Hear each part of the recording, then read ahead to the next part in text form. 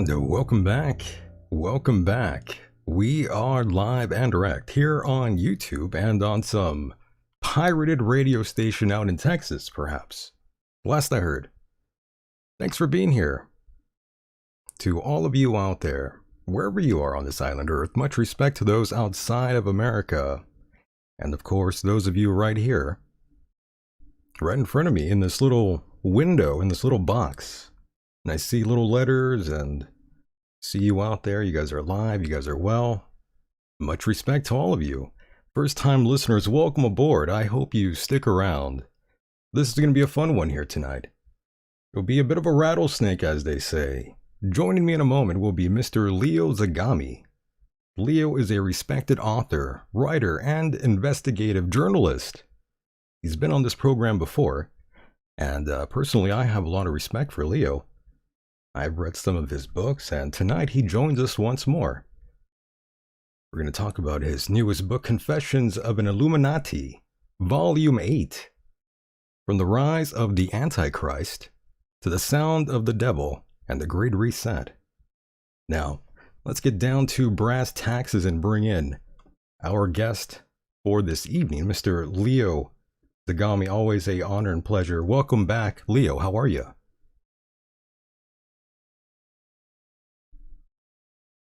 Did we drop out? Is Leo gone? Did he fall asleep during the intro? No, sorry, I forgot to put back the, and I'm back on. I was like, oh no, I put him to sleep. No. It's just that I have this mic I have to fiddle with. No worries. We are back on the air, and of course, thank you for having me on, Michael. It's always a pleasure, and I'm sure we can have a great chat today about this book that I'm about to promote on your show. Which, as you know, it's Right. I think a discrete product of great research, and of course, it took me ages to put it together, but it was worth it in the end. So I'm glad to be able able to present it for you. Yeah, thank you so much for returning back to the program. And yes, it takes a long time to put together a book.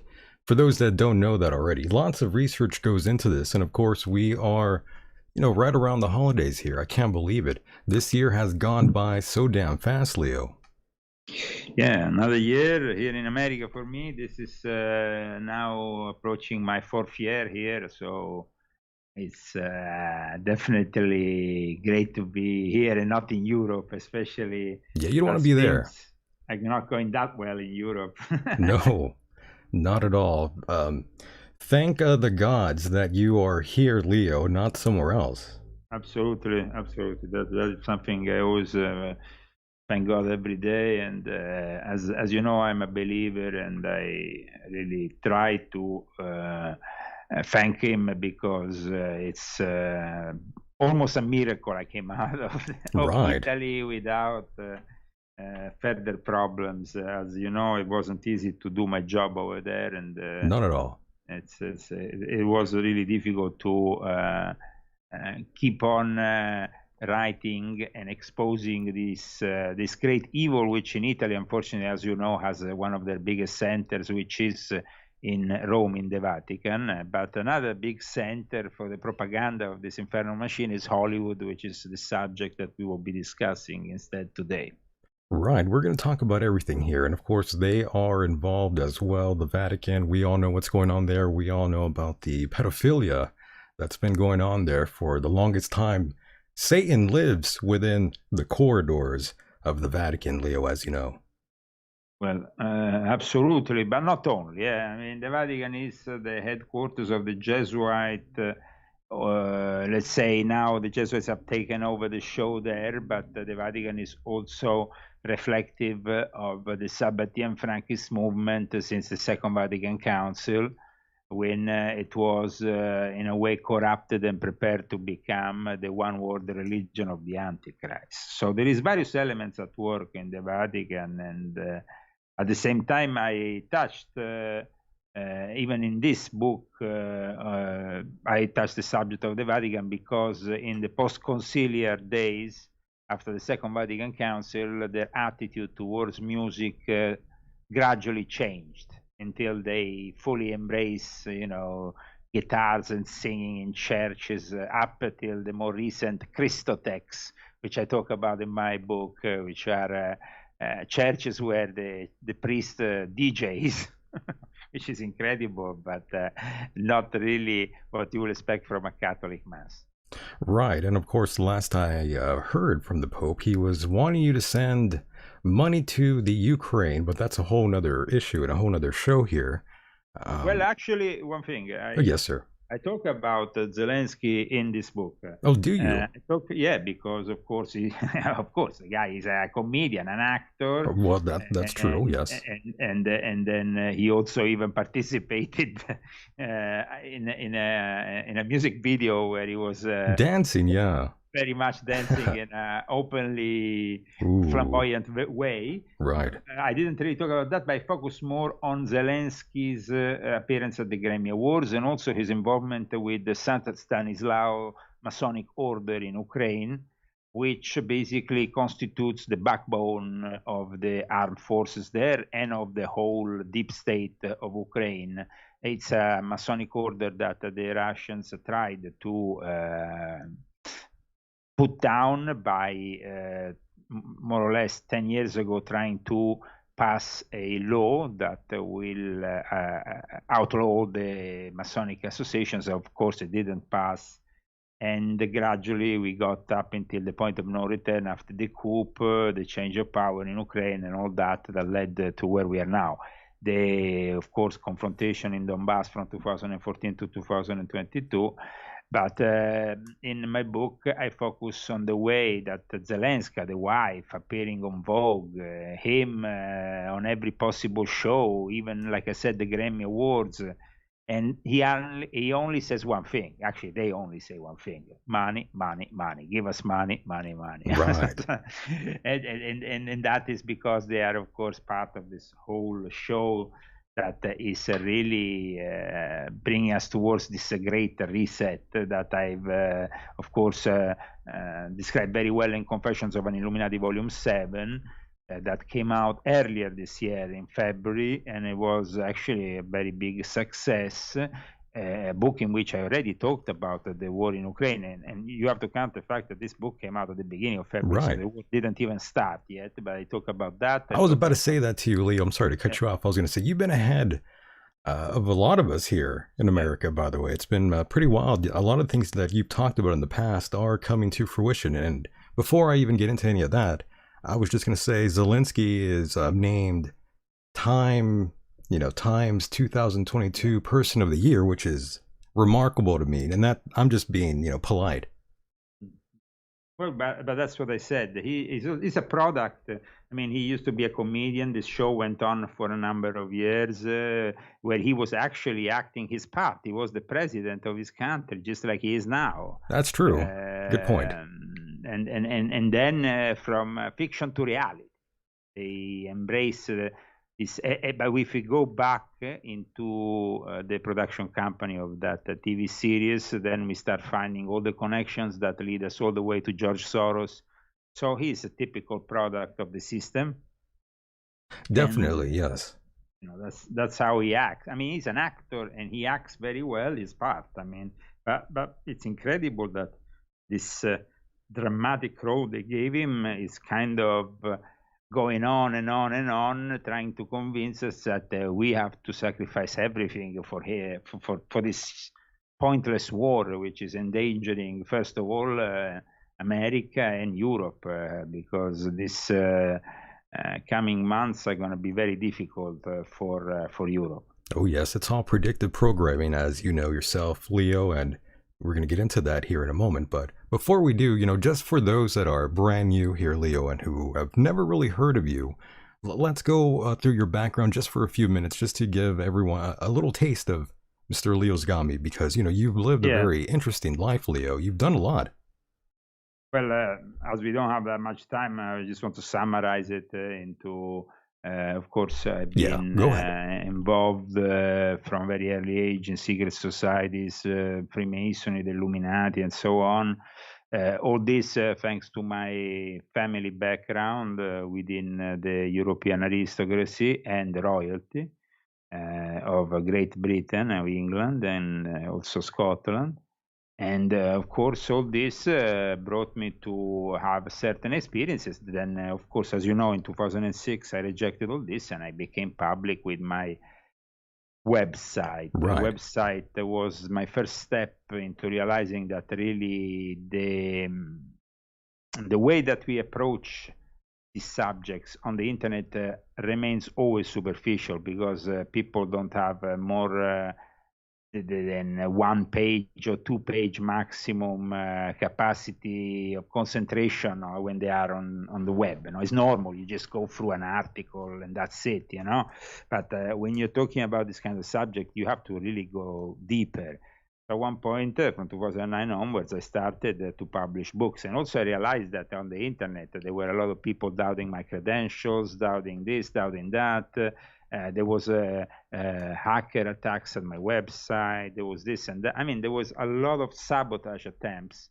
And the only way to really show my credibility was, okay, I'm going to publish books that have documentation, credible sources, and not simply speculate. You see, the book that we are discussing today, there's no speculation. It's hard-proven facts. There's over 1,000 footnotes and citation from credible sources, academic, even mainstream, of course, newspapers and so on. But we have also secret documents and stuff, which is, of course, also proven to be accurate because I maybe show the document or I point out to the archives where they can go and, of course, find that document and confirm what I'm saying. I mean, everything is done also to shield myself from possible retaliation. You have to understand also that this book in particular is no longer the book that talks about, let's say, until Volume 7, I've been more or less staying in the boundaries of geopolitics and secret societies connected to it on various levels, think tanks, Masonic orders, paramasonic sects of various kinds. In this book here, I'm actually also involving big names in the music business, in the acting business, in the film directors, Hollywood establishment. So I needed to have credible sources and documents that could not be confuted in any way, because of course you are risking, otherwise it's a liability. You can risk to be sued. That's why every single phrase in this book is being calibrated in a way that you can't, you can't confute it, or you can't blame me, because these are, of course, already at times things that have been said, others that have not really been said on books that are very easy to find for the ordinary folk, others then research that is being conducted in archives like the Rockefeller Foundation archive or other archives of difficult access to the main people, I mean, to the people that maybe are outside the academic world. So it's a lot of work to put together a book that is bulletproof in this sense, and then of course bringing it out at the right time. Now, especially, as you know, there has been this big controversy with Kanye West, been a big controversy with Balenciaga, there's been a big controversy with Walt Disney, there's been a big controversy with Hollywood rejoicing, with Macron and of course the First Lady of France and everybody going back to the White House after 4 years of Trump. They didn't, of course, like. And Hollywood was then back just a couple of days later, still at the White House, with George Clooney, the CEOs of all the various companies involved in Hollywood and in the streaming business. So I think that it's clear that the propaganda machine of Hollywood goes hand in hand with the power plot that is stabilizing the American dream, and that is basically installing the American woke nightmare, which we see reflected also in the movies, in the TV and all the rest. So in my book, I describe also socially how this happened, but then there is also an esoteric and occult element, because I go back into the history of Hollywood from the very foundation, 1909, 1910. So the very first movie ever shot in Hollywood, which was by D.W. Griffith, entitled In Old California. And later on, the D.W. Griffith story goes hand in hand with the Masonic evolution of Hollywood and all the people involved, including Charlie Chaplin, which he founded with United Artists. And I, of course, have the possibility of direct witnesses that I managed to meet during my lifetime. People that I was lucky enough to meet especially because of my father's background and of my grandmother's. My grandmother was Felicity Mason. I dedicated this book to her because she was very encouraging. She tried to make me study acting when I was very young, when I was 16 and stuff. Then I didn't really like it, but she was very encouraging then when I took on the music business, the media, and also aspiring music journalist, later on dedicated mostly to the music business, though, as a record producer and so on. And she was very encouraging always, but she was also the person that worked for Fellini, Zeffirelli, two great Italian film directors. She was trained by Michael Chekhov and met my grandfather when they were working in his acting studio, studying all the techniques that led to the Chekhov method. There is two methods of acting in Hollywood: Stanislavski and Chekhov method. These are the main methods of acting.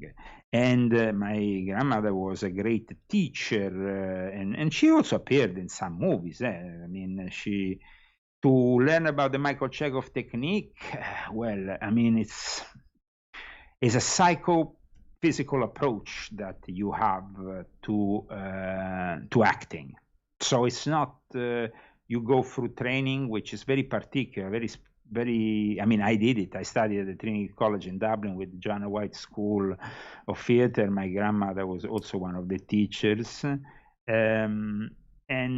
So I studied very much. They use yoga techniques. They use respiration techniques. They use psychophysical techniques that make you identify like different parts of the body doing different things at the same time and putting you layers upon layers to see how much you can take as an actor. It's kind of interesting, of course, but it wasn't my. It's not for you, yeah. No, well, I mean, I started already when I was.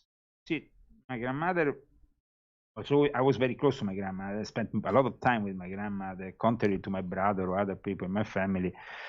I kind of like latched on to her because she was very much always around the place, going around the world, and I was very much interested from a young age to have that kind of experience. When I was 12 years old, thanks to her, I came here to the U.S. She was a green card holder, and she was living in New York at the Dakota Building, by the way, where, as you know, they did the Rosemary Baby movie, where they did where John Lennon used to live. And she also had a house in Rhode Island, in Newport, and she knew, of course, all these people from Hollywood. At the time, you know, it wasn't overly political, the situation, like it is now, but there was, of course, Ronald Reagan, who was in charge. And that was great because the 80s were really great here in America. And I remember visiting in 1982 for the first time. It was a great experience, and I stayed in New York for a month. Then I stayed a couple of months in Rhode Island, and it was altogether a great experience. Oh yeah, but especially during that time. Well, also because, like I say in my book, I was very young, but I was very much interested in the media because my mother was already conducting a radio show in the Catholic radio station in Italy, and then in the Vatican TV even. She was basically doing that. So I was very passionate about the media, following her in the radio, and I became very, very interested in all this. And when I was 13, I actually was given my first radio show. So when I was only 13, I started broadcasting music. That's wild. Sunday night at 6 o'clock, I had my own show. And it came together like this, my career. I was about 10 years old. I was staying with this friend of my mother in this village where I was going to school. My mother wasn't around.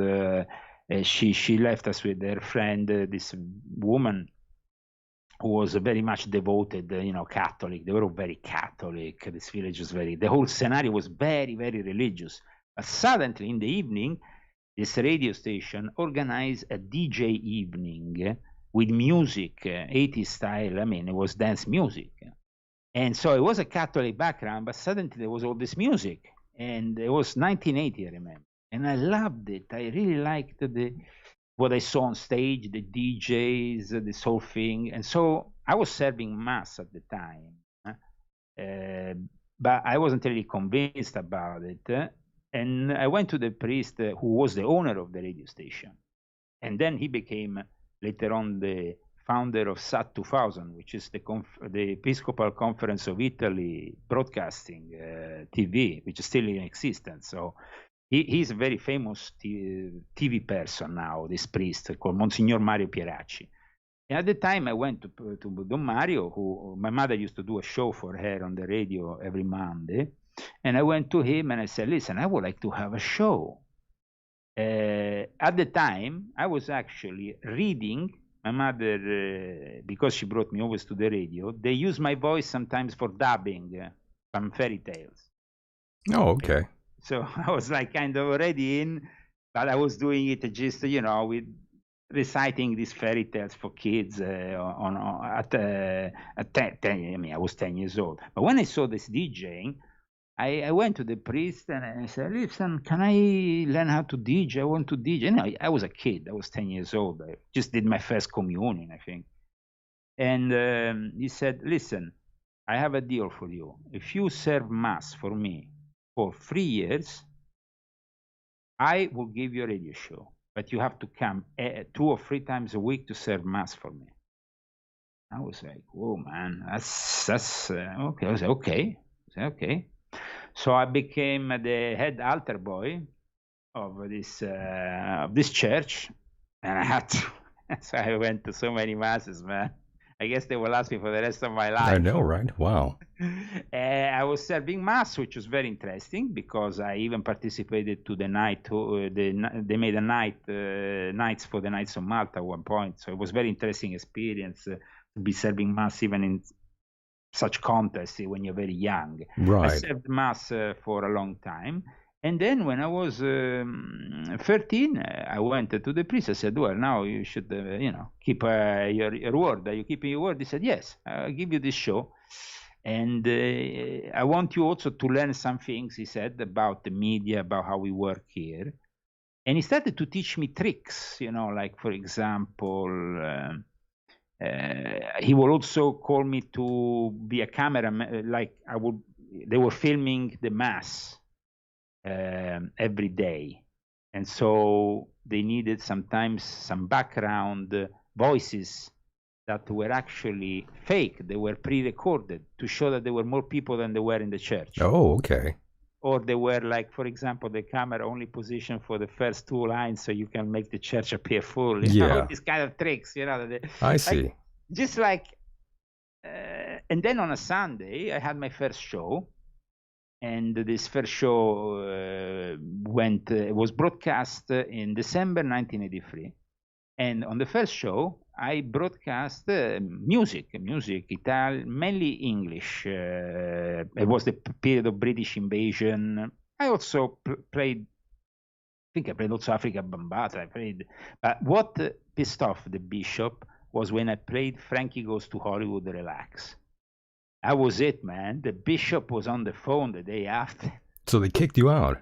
No, of course not, because, my mother was quite high in the Vatican because she was working as, doing her show and stuff. So, I was the son, plus I come from a very particular family. My grandfather was, had been a senator, my father. So we were kind of an influential family. They didn't want to mess too much up. And that was also a positive side of things, because I was always kept very far from pedophilia, which I could see around. I was about to say, so they didn't mess with you then? No, they will not mess with me, but they will mess with the poor kids. Oh, my God. Yeah, I saw it. It was a bit sad to see that, but that was something that was going on, definitely. And a lot of people knew about it, but of course, they would. It was mostly these poorer. The poor kids. Yeah, that came from very bad families. Oh, and they my. would take advantage of that kind of. They will never, of course, do something. And Leo, you saw that. Well, obviously you didn't see everything, but you saw them being led somewhere where that was occurring in your. Yeah. Oh, yeah. goddamn. Yeah, I mean, it was like they used to have these summer camps, and I never went to these summer camps, you see, and that's where it all happened. I never went to the summer camps because I was around with my grandmother, with my family in the summer. I wasn't a poor person that needed summer camps, and they preyed on those kind of kids. Oh, okay. I was pretty. I mean, I knew that was going on, but I was never really close. Yeah, okay. I saw maybe some things that could have happened, maybe, but the what went on really in the summer camps, that was, I think, really the bad thing. It's a little bit like the Boy Scout scandals. Idem. I never was part of the Boy Scouts. I did it for maybe one day, but then I saw that could be also placed with things like that went And on. you were out after that, I would imagine. Yeah, no. I kind of like Yikes. experienced the Boy Scouts maybe one day in England and one day in.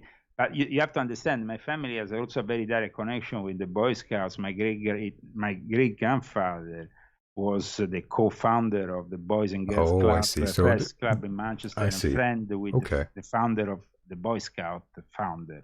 So they were So, contributors of that. yeah. But Leo, when you said this a moment ago about only the poor kids, that reminded me, and this might be completely off track here, but for whatever reason, the thought of Michael Jackson came into my mind, especially what he did or what was being accused of him at the time. Personally, I think he probably did touch a lot of kids, in my opinion, that were most likely poor. Lucy, I didn't really touch on that subject because the subject I touch when it comes down to volume 8 is the subject of his murder and the interest around his murder, which led to a Masonic order, which is still in existence, an irregular Masonic order operating in Texas. And basically all this, it's of course, we can speculate on things, but remember that my book is based on facts. So for the first time, I actually brings enough facts on the table to make it interesting to not go into speculations. So yeah, that's just a speculation on my part. Yeah, I'm not saying that's a fact, I know not for you, but there's other people out there that are going to listen to this and they're big fans of Michael Jackson. And I made the mistake of talking about this once, and the emails didn't stop for a while. People were really pissed off at me. And so I'm just saying, no, I don't know for a fact that he did that, but, I just sort of get that sort of impression. That's all. But I mean, no evidence here. I don't know. Definitely, I explain in my book the weaknesses that, of course, brought him to put himself in the hands of that Conrad Murray. Yeah. Who turned out to be a member of an irregular Masonic obedience founded in 1921, formerly known as the United Most Worship or King Solomon Grand Lodge of Ancient and Separate Freemason. And this irregular form of Freemasonry is, of course, dismissed by the regular Freemasons later on as being, this is just some irregular people pretending to be Mason. No, right. The thing is this, that these irregular bodies is where actually you find that things happen, because these irregular bodies are usually, there is also regular Masons that belong to them, but they are more open to do things that can be a little bit more, how can I explain? They are more prone to deal with illegality and with crime. Okay, because they are not the classic official form of Freemasonry that you find at the entrance of your town with the label, yes. Here is the temple and here is the thing, in every town in America. No, there is some schismatic bodies. This happens very much also in Italy, where basically the real mafia is controlled by regular Freemasonry. So, I mean, this is the kind of level of criminality there. I don't say that the disobedience was particularly criminal, but definitely they have some contacts, and I was able to, with of course evidence and citation, the proper sources, come down to the conclusion that definitely they helped Conrad Murray, also coming out of, because the guy was out of prison after a couple of years. He got away with murder, so right. That's not an easy thing. No. Now, the interest around I was more interested, rather than the figure Michael Jackson, I was more interested for my book on the interest around Michael Jackson, and especially his Beatles interest, the fact that he had acquired the catalog, yeah. Yes, and he did it also in a way that pissed off Paul McCartney. Right. Which is also a very powerful figure within the Illuminati. In the music business. Yes, he really took it to him for whatever reason. What do you mean?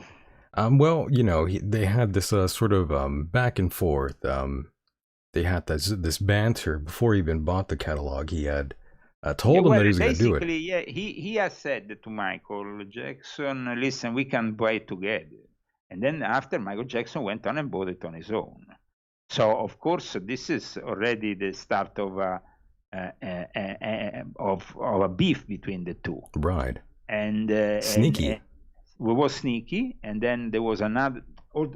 Okay, there is three elements here at play. There is Apple Computers, which starts a legal argument with Apple record label of the Beatles, and that is one legal point.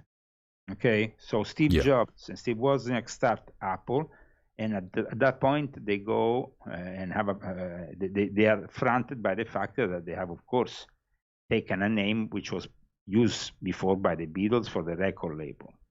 At the same time, the Beatles probably sold out all their publishing because at that time that's what a lot of groups did for very little money. Then probably they regret it, and probably Paul McCartney wanted to reacquire it. Paul McCartney, though, and the Beatles are not these saints. I talk extensively in my book about them, and I describe how they created this fake dichotomy between the Rolling Stones and the Beatles, making them look like one was the angels and the other ones were the devils, which is not really the case. There was an artificial, let's say, in my book, I explain how from 100 years ago, passing through the First and Second World War, and later after the Second World War, they started to push music of a certain kind to also colonize culturally the countries with Anglo-Saxon music. And the people, one of the main figures who created the figure of the rock star, that, I mean, in the 50s, they pioneered everything really.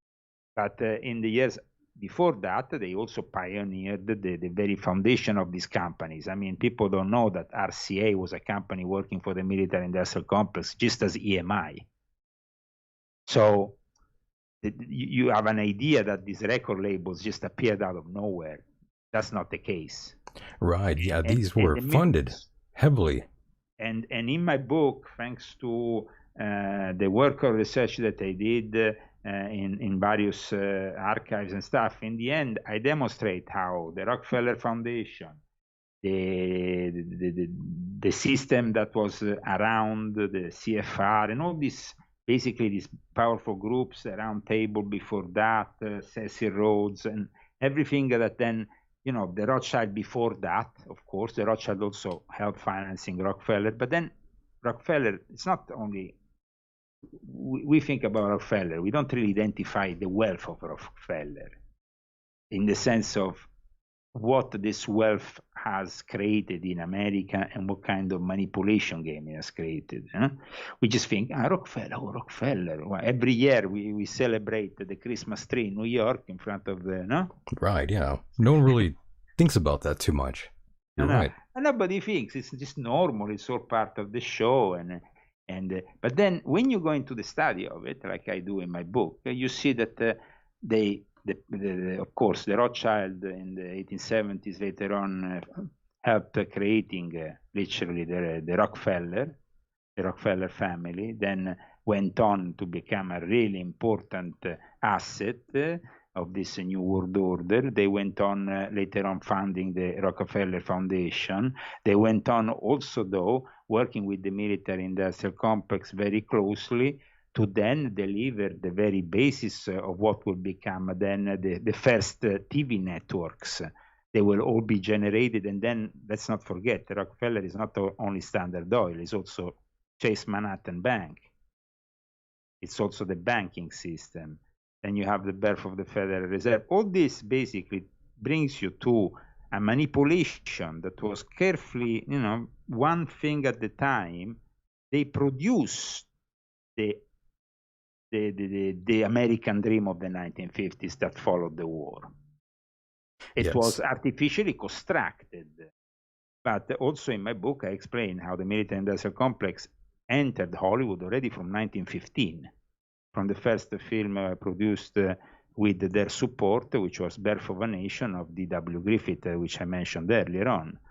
And then later on, between the 30s and the 40s, they literally establish a full-on office. Still nowadays, you have a Pentagon office in Hollywood, and a guy that basically works with this entertainment business. That he actually is a guy that basically functions as a trade union, no? Between Hollywood and the Pentagon, and then the Pentagon guys who maybe want to do movies and need some kind of military support because they want to maybe use tanks, airplanes. Right, yeah. They want to film in air bases. They want to do. It's always fashionable.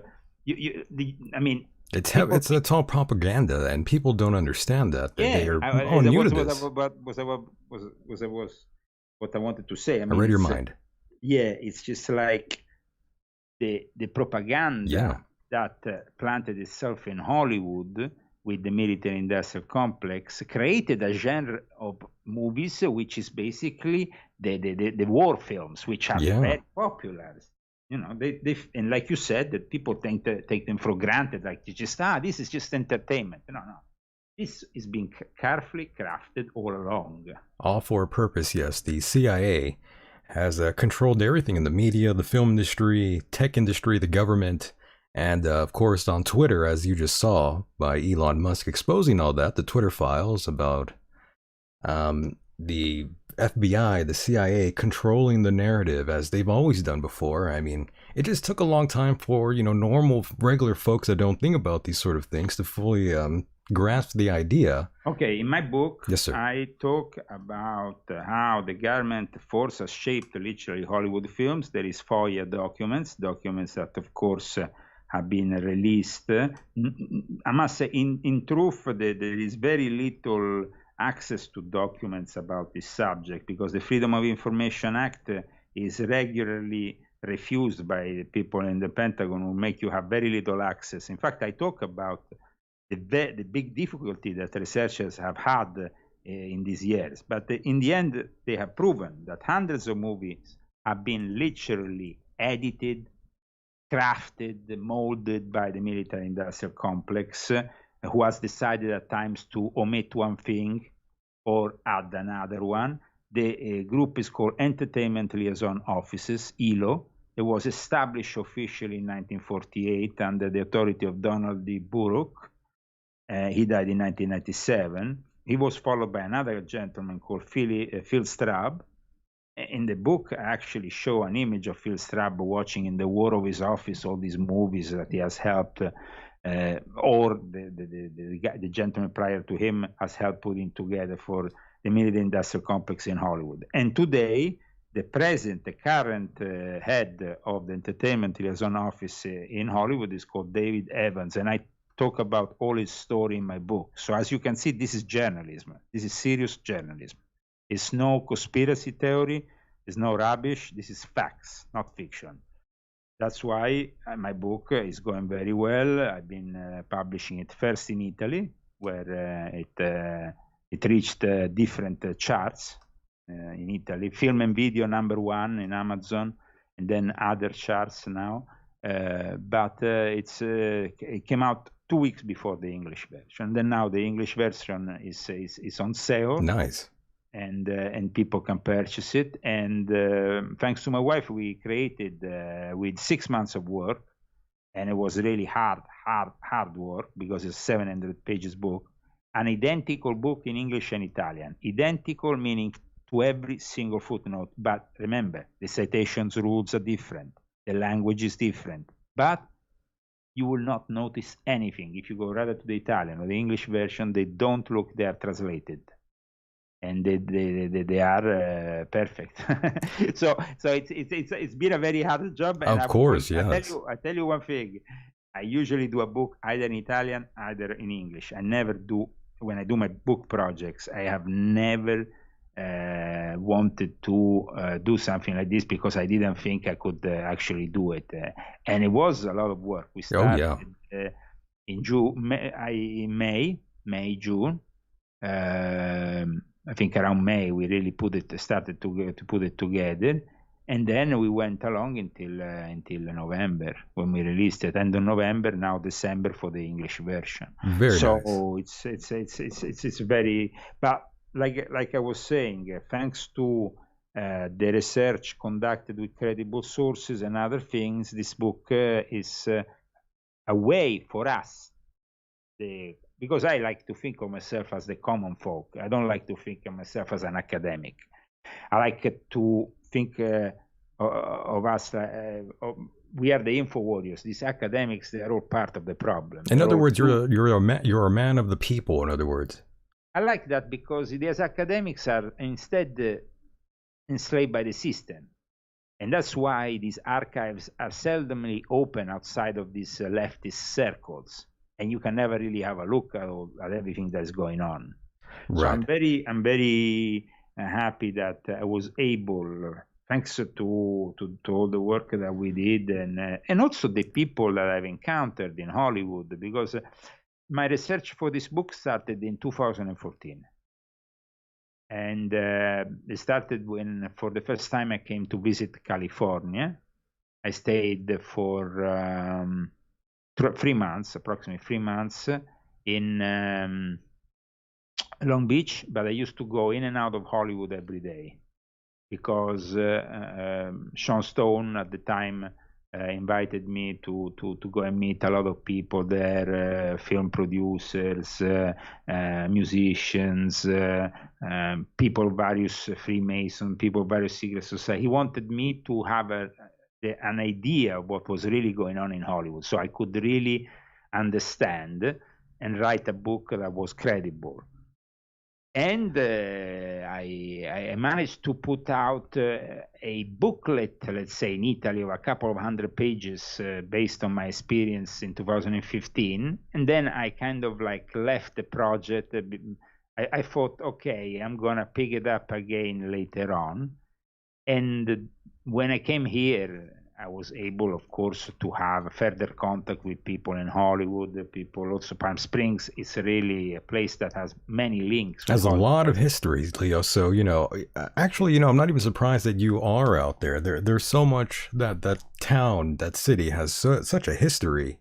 Absolutely. And, oh yes, and Sinatra's house is there too. Absolutely, Frank Sinatra, Liberace, Elvis Presley stayed there. Also, Liberace's place after. We're talking about definitely a city which had a link that was direct with the film studios like Metro-Goldwyn-Mayer, because of the 2-hour rule that they had to be in and out of Hollywood the maximum in 2 hours, and they couldn't really go and have holidays further than this. Palm Springs was like the limit on the highway. Right. So it created a colony of artists, and at the same time it became also a place where they were filming regularly films, then later on TV series, I Love Lucy, for example. For me, being here has been the perfect place, like I described in the introduction of the book. This has definitely been the perfect place to finally come and say, I can understand the food system, and I can now deliver it on a book so that people can really have a real glimpse of what is going on, not just a sense of it, a real view, no? Right. Finally, they can see, wow. And it's like, my friend Roseanne Barr, for example, has helped me out very much. Oh, yeah. What's going on with Roseanne Barr, by the way? I mean, the last time I saw her, she was on your show, and then... Yes, no, now she's gone. She's been sick. She's been sick. With her since she was a little bit unwell, and so with COVID and stuff, I guess that she had some problems. Oh, that's not good to hear. That is something that she's recovering. I think that she's doing great now, but she's more interested in her grandsons and her new place that she has bought down in Texas, I think. Oh yeah, so she's done with the whole audio thing. Sorry? So she's done with doing a show, in other words. At the moment, I don't think that she's very much interested in doing shows. So she's very much more interested in Being with her living, family, yeah. I being see. with the family, especially when I think you evaluate the things differently when you're not well or you have some problems. Oh yeah, of course. Once that But happens, things play out a little differently the way you normally handle your life. yeah, I heard that she was about to do. Maybe she told me she wanted to do something with Tucker Carlson. They were doing something with Tucker Oh, Carlson okay. soon. But Interesting. I'm not sure now how that is developing. And I've been busy really. When I say busy, when I say 6 months of work, when I do my work, I really reach out very rarely to anybody. And so I kind of isolate myself because it's the only way you can really get all this together. Yes. But I must thank people like Rosanna also because they definitely make me understand a lot of things about Hollywood, about the Sabbatean Frankists operating in Hollywood, and it was thanks to her, but also other members of the Jewish community that have helped me very much out in defining. Because you see, this is a moment in which we really need to clarify the position of the heretics within Judaism before this anti-Semitic rants, Kanye West style, go on and ruin everything for everybody. So you're saying you don't love Hitler? Well, absolutely. Adolf Okay. Hitler was a product of the Sabbatean Frankists. There is a That was a joke, by the way, but I'm sure you got it. but I just want to tell you, in Yes. volume 7 of my Confessions, I have the testimony of a rabbi about the ritual which was devised. Let's not forget, Adolf Hitler was Jewish, but he was a Sabbatean Frankist. His family comes from Sabbatean Frankist background. They actually did a ritual so they could copulate and create him, incarnating a specific demonic spirit. I mean, this is serious, sick stuff. Right. So when people say, I like it, yeah, but who was Adolf Hitler? Adolf Hitler was a Sabbatean Frankist, and it's Rabbi Antelman who says it, not me. I mean, I refer to rabbis who have very much knowledge, Orthodox rabbis, who are giving me the possibility to really understand how things are in the Jewish community and how, and through different people I met, I always had a sense, very good sense of trying to understand the Jewish people because I have also Jewish blood, even if I'm born in a Catholic background and all the rest. I have Jewish blood, minimum, not much. It was actually kind of a rarity, but they came into our family because they adopted a Jewish person. So I didn't know that about you, Leo. I had no clue. yes, so I have a Jewish blood, and so basically, like my wife has Jewish blood too. So both Ashkenazi, Jewish blood, and so we sense this growing anti-Semitism and think that is unjust. Of course, we could ignore it, but we don't want to ignore it because here we have to go back to the very roots of Hollywood, like I explain in my book, to learn that the Sabbatean Frankists created their own playground of propaganda in Hollywood. When I don't know if you ever studied the Sabbatean Frankist heresy. People who are listening to us probably don't know what we're talking about. So just to refresh their minds, a gentleman called Sabbatai Zevi proclaimed himself to be the Messiah. Later on, he was living in Turkey, in present-day Turkey, and the Sultan forced him to convert to Islam. But then, from that moment onwards, the movement he created became crypto-Jewish movement in the sense that they will keep everything from the outside world by converting outwards in other religions. They found a new solution. Let's convert outwards as Muslims, later on as Catholics, with Jacob Frank, who then claimed to be the reincarnation of Sabbatai Zevi the century after that.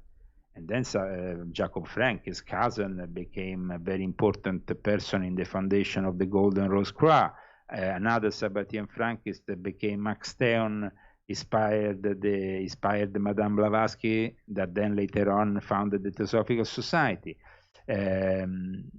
Pascal Beverly Randolph was inspired by Sabbatean funky stuff. I mean, you just need to go and study the work of some people from the OTO, and you see that basically they come from Sabbatean Frankism, and so even Crowley was in a way a product of Sabbatean Frankist, even if Thelema, of course, is later on its own creation, and that's where Hollywood becomes also the way he can push his new philosophy, which is the philosophy of the Antichrist, do what thou wilt.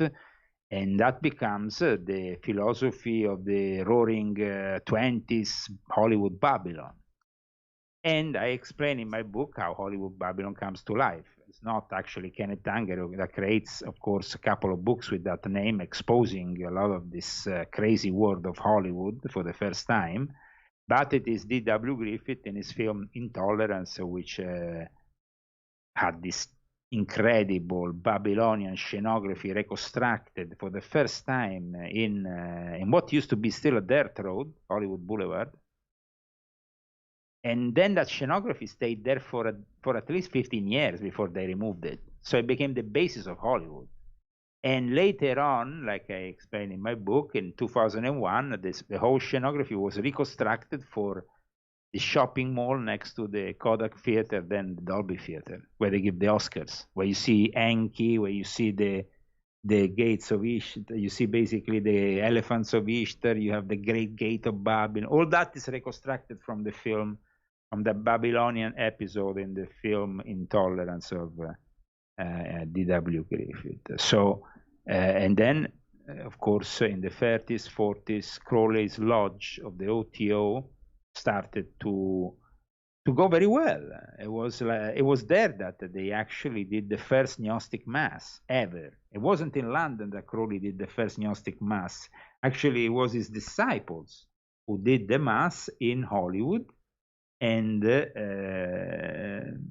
happened at 1746 Winona Boulevard, a side street of the well-known Hollywood Boulevard. And it happened in March 1933. And that's where for the first time, they celebrated the very, very first Gnostic Mass of the Ordo Templi Orientis, which, as you know, was created by Aleister Crowley, right. a peculiar brand of Gnosticism. He had devised this Mass actually in Moscow a few years before. He had devised, he was inspired by the Orthodox Church and the way they were celebrating Mass to pick up certain elements. Of course, he had the naked woman on the altar, so it's a little bit different.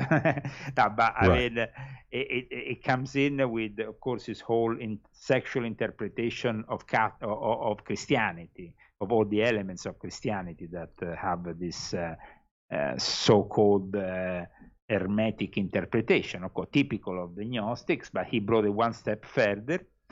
And this Mass was never really represented until they decided for the first time to do it in Hollywood. And later on, of course, it will become a classic Mass of the OTO in all the lodges and all the encampments and oases, which are the various groups that the OTO is divided in. When you have less people in the OTO, you have, I think it's a modest encampment, or then you have an oasis, then you have a lodge kind of thing. I think there is various stages of how many you are in. It's a little bit like Freemason. In Freemason, in reality, the lodge needs at least 7 master masons, but you can create a triangle, which is the basis of a lodge, with 3 free master masons, as long as there is one for each light to light in the lodge. And so I describe in this book all the history of Freemasonry in Hollywood, the lodge, also the temple in North Hollywood. I mean, people, for example, they always think where this, John Wayne was a Freemason, this other guy was a Freemason, but they never really tell you which lodges they were part of. Well, that's true. And I said in my book, I give you that. I give you the names. You can go and visit the temples. You can go and check them out from outside. If you can go, you'll get in. And so you have a little bit more, how you say, now, North Hollywood Lodge 542, for example, and the importance of this lodge, in which there were all kinds of people from the show business that were very important in Hollywood, Clark Gable, John Wayne, Warner Brothers. I mean, I like to give names. I like to give places. I like to make my book a different book from the garbage which is out there based on Absolutely, supposed yeah. Hollywood, the Illuminati, and all that. This Right. gives you the actual reality of it. Some of it very disturbing, because when it goes into the realm of Satanism with Anton LaVey, with Kenneth Anger, it becomes also very disturbing. We have a photo of Anton LaVey right now in the chat room. I'm not sure if you can see that right now for yourself, but there he is doing that interview there, and next to him is Hillary Clinton as Baphomet or Baphomet, however you want to pronounce that. But yes, for those just joining us right now here in real time as we are live, Leo is with us here, Mr. Leo Zagami, a respected author and writer, investigative journalist, and of course we are talking about his newest book, Confessions of an Illuminati, Volume 8, From the Rise of the Antichrist to the Sound of the Devil and the Great Reset. And we are right around the holidays. This is a great time to get this book for someone. If you know anyone interested in all of these things that we're talking about, I would appreciate the book if someone bought it for me. I haven't read the book yet, Leo, but I have read your previous work, and I like all your previous books. Of course, the whole Cyber Satan thing, that's something I've talked about here before, and it's all coming to fruition. These are all things that we've talked about in the past, and Leo, now we're starting to see all these things happen. All these various agendas. Because, as you know, I started to publish these books. Actually, I published them for the first time in Japan, the whole Confession series in 2009. I started to publish books in Japan. Then I started to publish them in Italian in 2012, where it created quite a stir. And it started to put pressure on me from that moment onwards, because that's really what led me in the end to abandon Italy. And the Vatican had even offered me money to not publish them. Really? Yes, I have my wife as a witness, because they contacted me, and when they couldn't convince me, they even sent some gypsies stealing my computers in my home, the home of my mother. Yikes.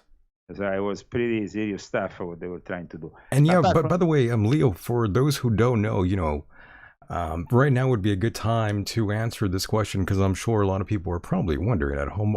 They're probably saying, why did you leave your home country? I know there's some controversy surrounding that. But just to complete, in 2015, I started to publish, 2014-15, the books finally in the English language. And I have to thank the son of Oliver Stone, Sean Stone, because he found for me the publisher and convinced them that it was the right time to bring out my books in the English language. So I have to also thank Hollywood, maybe one of the few people in Hollywood that seems to be thinking out of the box. It's a bit of a curse, yes. Yes. I had to leave Italy in 2019, as I also explained in volume 4 of my Confessions.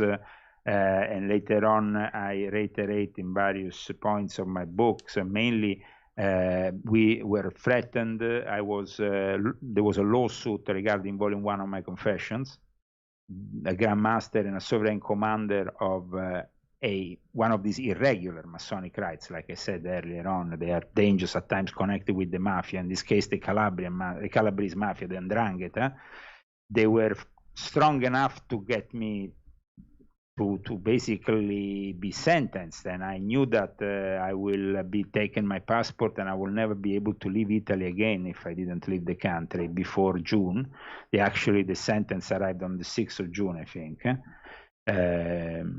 And then at that point, of course, I wrote a reply from my website to the Italian government. I asked the Italian president to look into this matter, because I thought that this was a great injustice. It is an injustice, but I understand that even the Italian president is a mafioso, he's from Sicily, so that's it. I can't really hope for anything from the Italian Republic, so I changed my citizenship at this point. If I want to continue doing, you see, in Italy we have different laws. You can be arrested. There is not only a civil suit, it's a criminal suit for what you write in your books or in your articles. That's why journalists get arrested. That's why Italy is number 50 in the freedom of speech chart for journalists. I mean, it's like a third world country. If you go and check the Professional Journalists Association, the charts about freedom of expression and speech countries, Italy is down to number 50 something with third world countries in Africa and things like that. I mean, it's like a banana republic. You can't talk bad about the Pope. You can't talk bad about the president. There is a local vilipendio order. If you talk bad about the president, you risk 7 years of jail. I don't blame you for getting out of there. I mean, it's like a fascist state. I mean, the laws, you see, what they did is during the Second World War, the Freemasons that were sent abroad because Mussolini was persecuting the Freemasons, they went abroad and they said that we will use the fascist laws once Mussolini is defeated. We will keep those fascist laws and use them against people who oppose our tyranny. And these were the leftists that are in power since then and have control of the judiciary. But the problem is that on top of that, there is also the mafia element. They are in bed with Freemasonry and they, of course, control also the system. So it's corruption. We see it also, of course, here in America. This kind of corruption is growing even here in the States.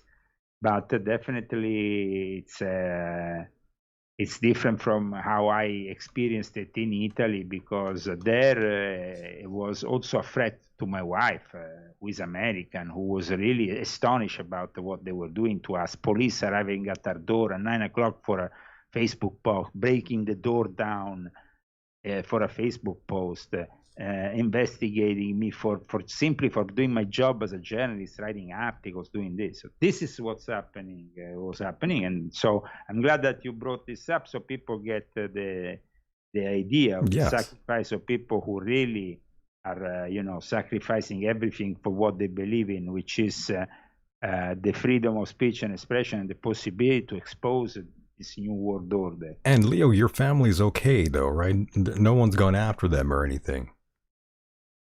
My brother is very much with the new government. His best friend is one of the ministers, the head of the new Meloni government. My mother is also co-founder of that political party of Giorgia Meloni that is now in power. It's paradoxically they are now in power. So they're good. They conserve, but I don't trust those people. I don't trust the Fratelli d'Italia, Meloni. I don't trust that party. I don't trust the conservatives in Italy. They're completely fake. They're supporting the war. They're continuing to give money to Zelensky. It's complete rubbish. They are part of this new world. So they're no better than us here in America. Well, our American government, which keeps handing money over fist. But it's nothing compared to in Europe. You can't talk about these things. After 10 minutes, you have somebody knocking at the door. I saw it with my own experience. There's no comparison. That's the beautiful thing. I talk about these things with you tonight. I know that I can go to sleep now and I'm tranquil. I don't have any paranoia. When I was living in Italy, me and my wife were paranoid that somebody would break through the door at one moment or the other, and it happened.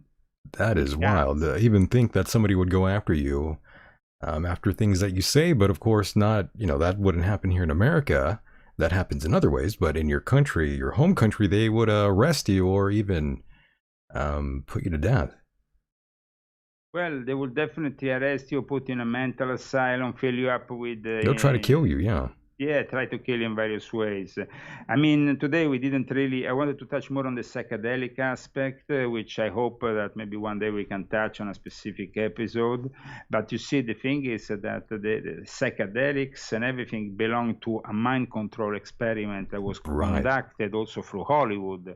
There was, like I explained in my book, a specific guy who was actually giving LSD to all the big actors, and he himself was part of the military-industrial complex. His name was Alfred Matthew Hubbard.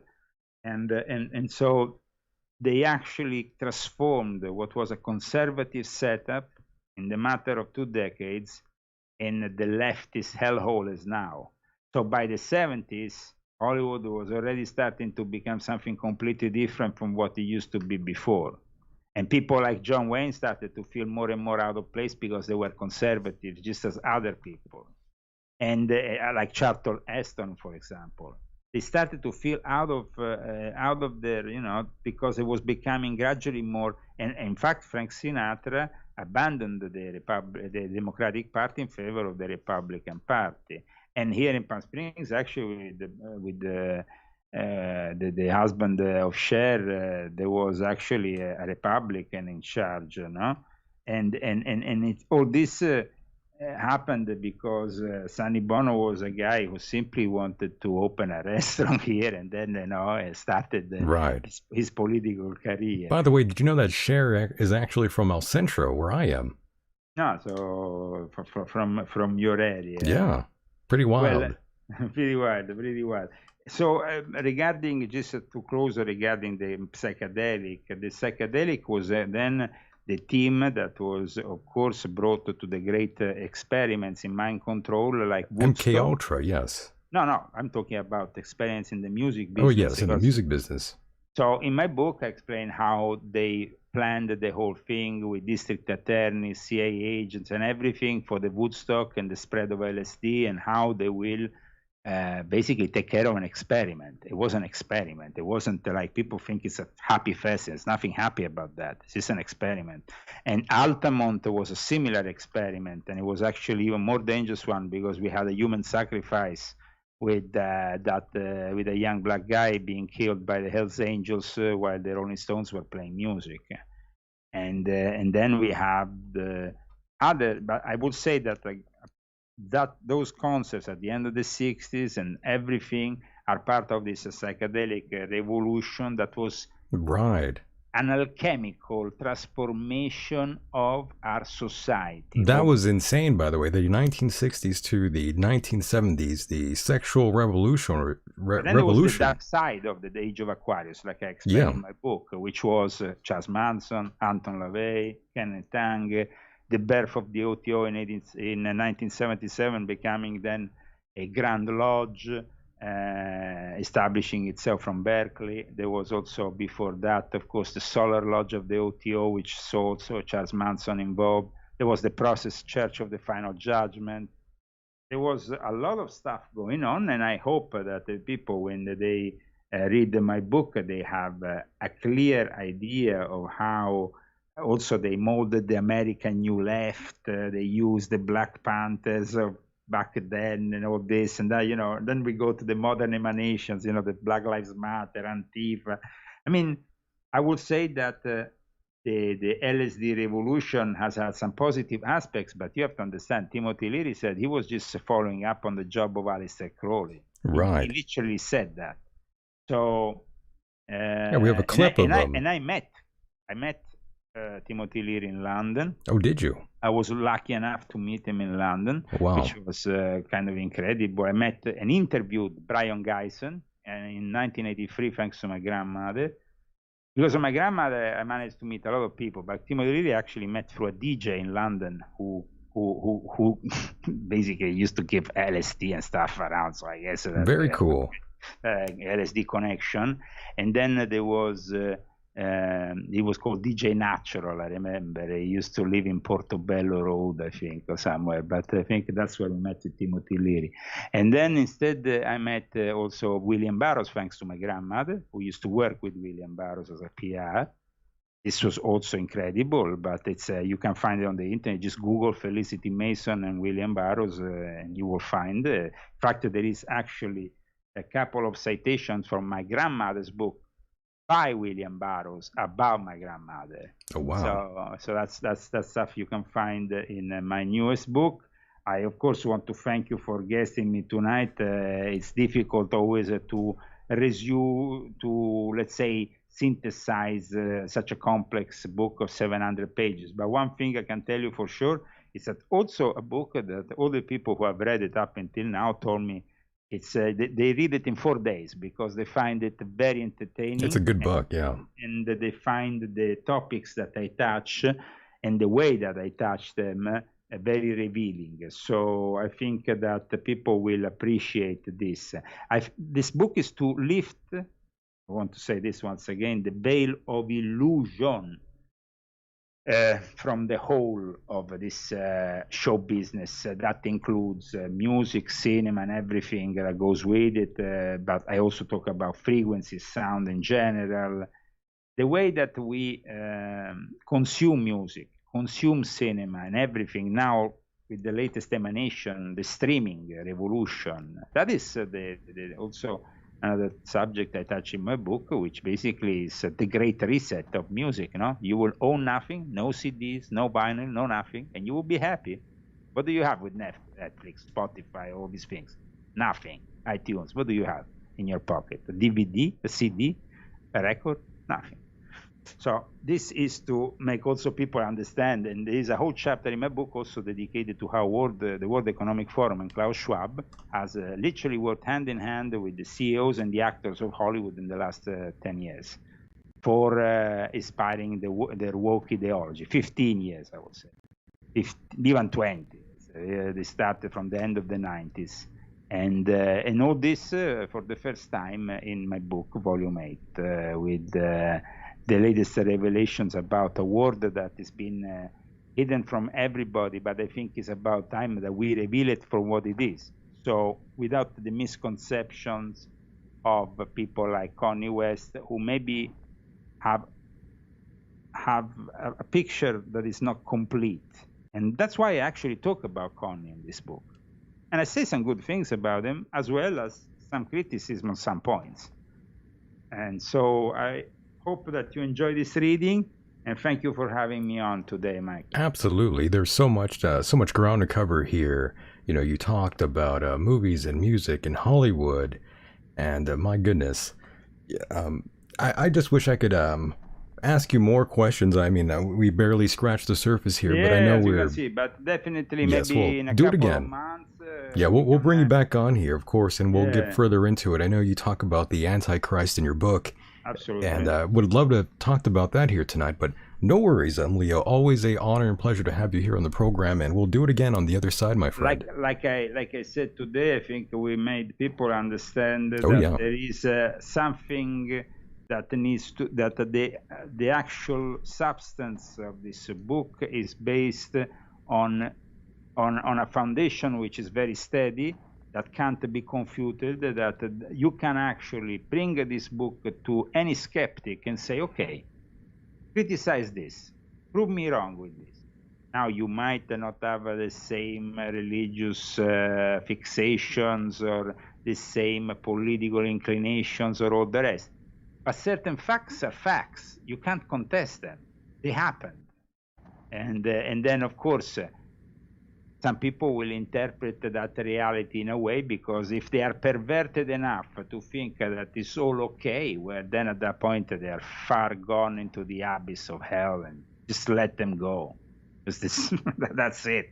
If they think that we can go on with a society that promotes "We Love You, Satan" among kids, or Balenciaga with spots about pedophilia, then at that point it's like we have basically end up with a very unbalanced society that is pushing more and more this woke ideology, these perversions on us, and we need to find a way to shield also our family, our children, but also the ones that are grown up, the teenagers that go to school, or the ones that go to university later on, and they find themselves brainwashed by these woke professors. That's right.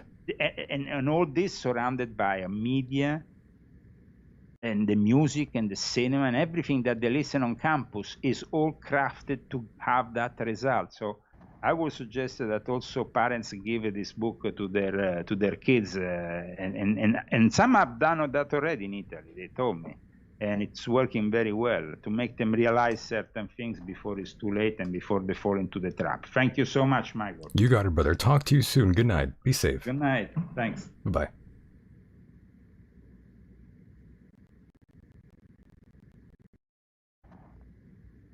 And there he goes, boys and girls. That was my guest, Mr. Leo Zagami. We were talking about his book there, From the Rise of the Antichrist to the Sound of the Devil and the Great Reset.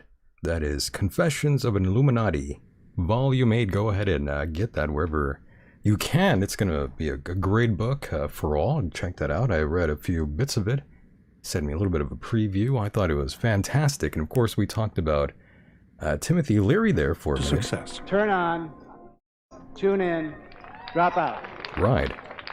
I mean drop out of high school, drop out of college, drop out of graduate school. Hindu chanting melded with motorcycles and rock Drop music. out of everything. Yes, I remember there was a time I used to open the show saying turn on, tune in, and drop out. Always fun. And my God, I hope you guys enjoyed that one as much as I did. And I see that time is against us as always here, folks. And I do want to wish you very well, no matter where you are on this island Earth. And my God, if you want to take us on the road, please do so. You can find us wherever you listen to podcasts. Please check out iTunes, Stitcher, Podbean, Spotify. Just look up the Michael Deacon program, and that is where you'll find us. And ladies and gentlemen, thank you so much for being here and hanging out with us here tonight. And of course, all of you guys out there in the chat room, those of you on YouTube, and of course, those who will listen back on the replay, always great to hear you. Always great to see your emails and all that sort of jazz. And of course, those of you on Patreon, don't worry. New episodes are coming for all of you out there on Patreon. That's patreon.com/Michael Deacon. And that is where gold falls from the sky. And keep those fingers crossed. Say your prayers if that helps you. Once again, thank you for pressing play. We'll do this again on the other side. Be safe out there, boys and girls, wherever you are on this island Earth. And signing off from the wastelands of California, in a desert town called El Centro. I'll see you again. Have fun, boys.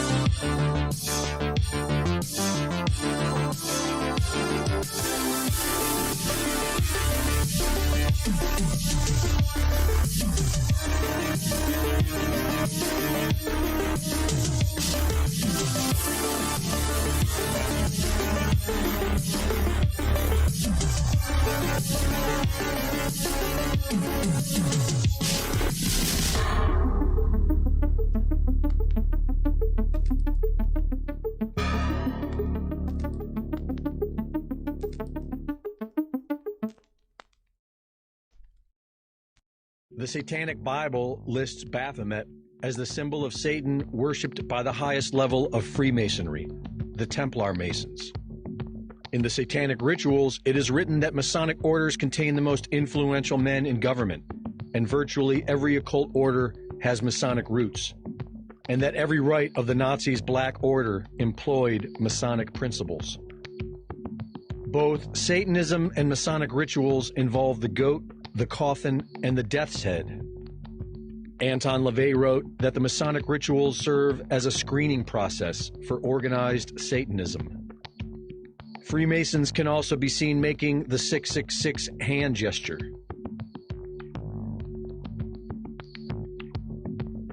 The Satanic Bible lists Baphomet as the symbol of Satan worshipped by the highest level of Freemasonry. The Satanic Bible lists Baphomet as the symbol of Satan worshipped by the highest level of Freemasonry, the Templar Masons. In the Satanic rituals, it is written that Masonic orders contain the most influential men in government, and virtually every occult order has Masonic roots, and that every rite of the Nazis' Black Order employed Masonic principles. Both Satanism and Masonic rituals involve the goat, the coffin, and the death's head. Recycled. Anton LaVey wrote, Your only chance to survive or evacuate is to leave with us. Now, that's pretty major statement, pretty bold in terms of religion, in terms of anybody's intelligent thinking. To most people who would consider themselves intelligent beings, they'd say, well, that's absurd. What's all this doomsday stuff? You know, intelligent human beings should realize that everything has their cycle. They have their season. They have their beginning. They have their end. They have cycle.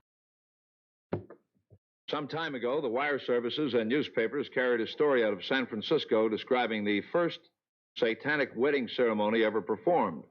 The pictures showed a nude woman lying on the altar behind the guest, whom you see now, the Reverend Anton Szandor LaVey, who is the founder and high priest of the First Church of Satan. Anton Szandor LaVey uses as somewhat of a credo this timeless quote: remember, evil backwards spells live. Somehow that never occurred to me. It never occurred to me until one of my disciples brought it forth, and I imagine it's quite true with many of us. How often do you have to shave your head to make it shiny like a devil? I have to put Vaseline on it as well to keep it shiny. I shave it once a day. Can I give a plug? Is that the odor you're giving off now, Vaseline? No, It'll fool me. That's musk. That's musk. That's the goaty scent you smell. For sure it's not frankincense and myrrh. I know that. Now, what is this ring you're wearing here? Looks like it's weighing your hand down. Well, no, it's a magical ring. It is? I have little children rub it, make a wish, and it comes true. Little children come near you? Of course. Little children what and kind animals. of a wish did that ring ever make come true? Well, I would say a great many wishes, but we won't go into them. Now, you call yourself a satanic priest. Yes. Is that the opposite of God? No, because Satan is a god, too. Mm-hmm. Well, what are you then, the dirty pope, or what? Oh, I guess you could call me that if you want to say the black pope or the dirty pope or the advocate of, for example, the kingdom of night